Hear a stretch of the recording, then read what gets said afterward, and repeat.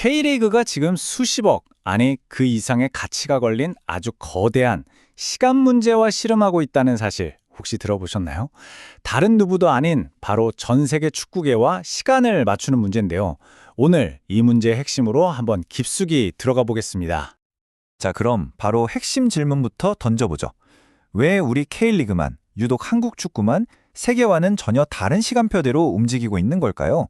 이 질문이 바로 오늘 우리가 파헤쳐볼 이야기의 시작점입니다.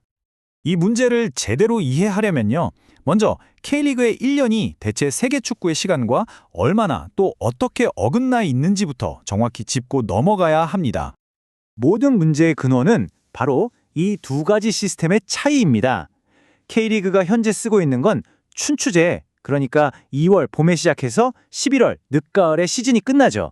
반면에 세계 표준은 추춘제예요. 8월 가을에 시작해서 다음해 5월 봄에 끝나는 방식입니다.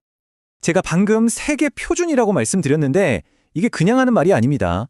실제로 전 세계 축구 리그의 무려 71%가 바로 이 추춘제 일정으로 돌아가고 있어요. K리그는 29%라는 소수 그룹에 속해 있는 셈이죠. 근데 진짜 결정적인 문제는 여기서 터집니다. K리그 팀들이 우승이냐 아니냐 가장 치열하게 경쟁하는 한여름, 바로 그때 유럽의 여름 이적 시장이 활짝 열려버리는 겁니다. 타이밍이 이건 최악이라고 밖에 할 수 없죠.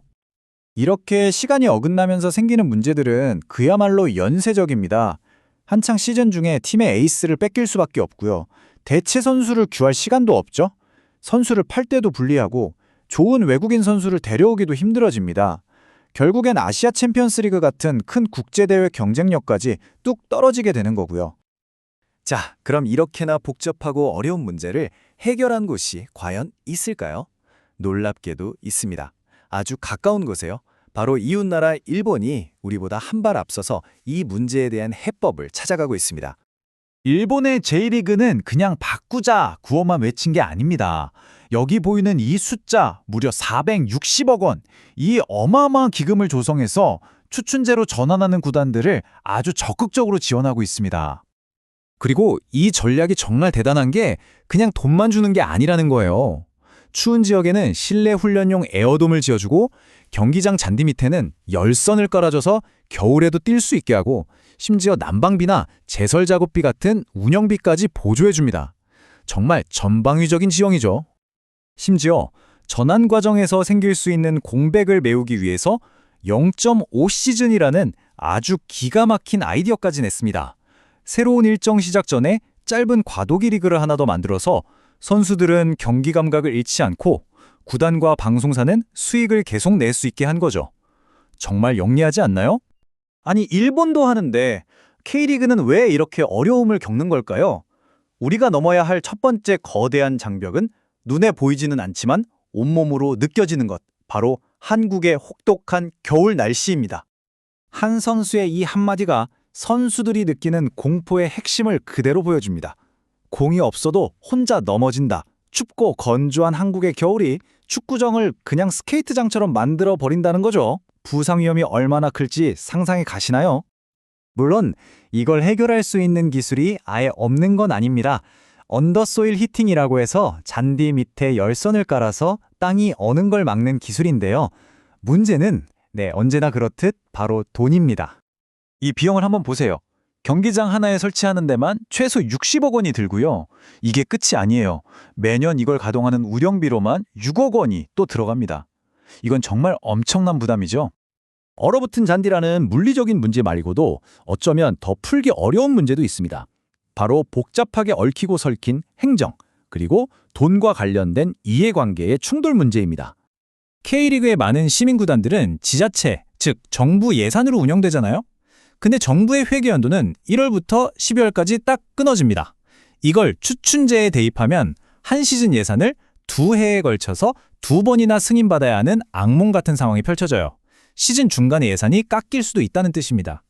상황이 이렇다 보니까 최근 설문조사에서 정부 지원을 받는 시민구단 중 71.4%, 거의 4분의 3이 일정 변경에 반대표를 던진 것도 어찌 보면 당연한 결과입니다.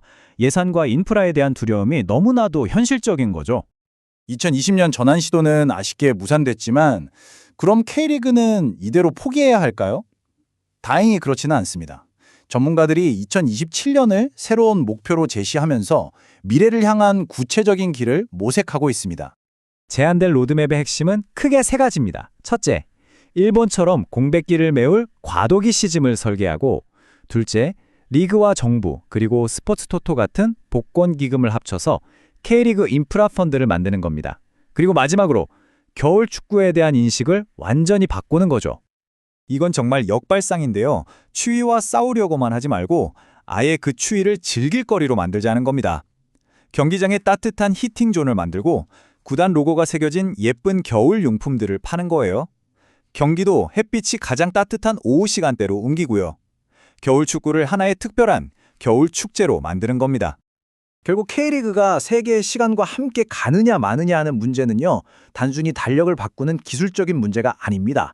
얼음, 예산, 그리고 시간이라는 이 거대한 장벽 앞에서 K리그 전체가 과연 미래를 위해 큰 결단을 내리고 하나로 뭉칠 수 있는지, 바로 그 의지에 관한 질문이라고 할 수 있겠습니다.